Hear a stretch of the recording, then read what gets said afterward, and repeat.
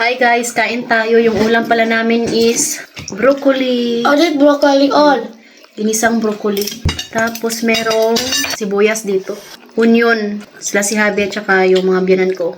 Ito lang yung kinakain nila, yung dahon, tinatapo na. Pero marami naman kami tanim doon sa garden guys. Kukuha na lang kami kung kailangan namin. Tapos na pala kaming magdasal. Yan si Katyusha. O, kumain na siya.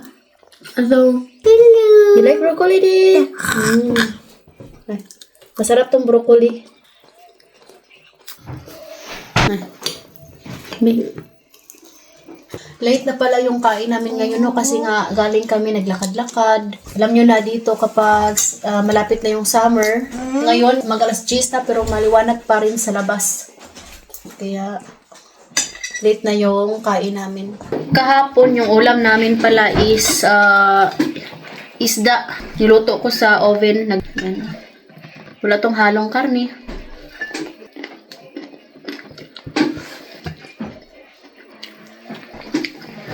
Tapos ito. Ako, nasanay na rin akong kumain ng ganito. Napaka-healthy. Ang sarap. Wow. You eat 5? It's really yummy, the broccoli. My love. Mama.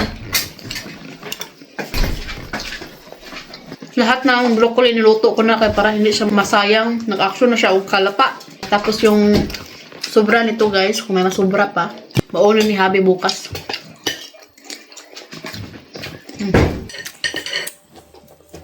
This is the first time we eating. First time ko palang magluto ng ganitong style. Gigisa style siya. Yung oil na ginamit ko is yung olive oil, tapos garlic at saka ginger. Nilagyan ko rin siya ng kaunting asin at saka soy sauce. Yun.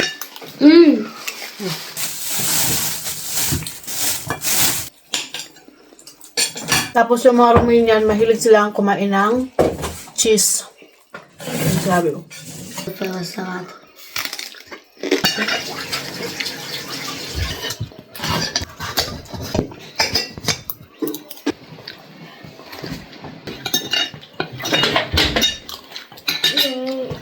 Mama.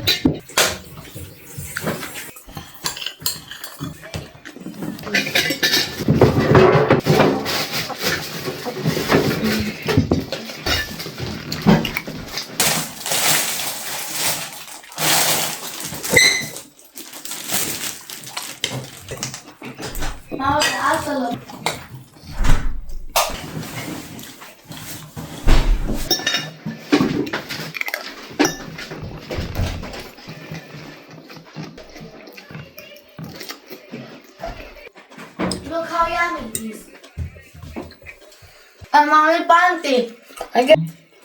You like? Nagustuhan din ni Habi. Parang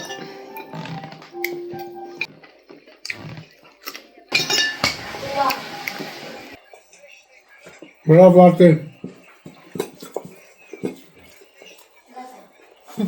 My dog. it's okay, Mama.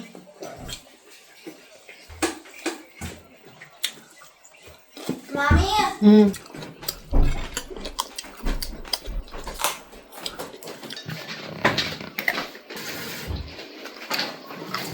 Yung kanin ko pala is brown rice.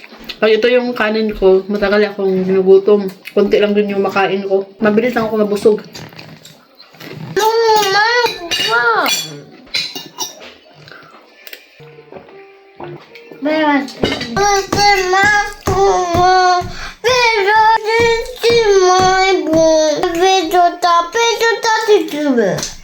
Thank you for watching. Maraming salamat sa inyo lahat. God bless and we love you all.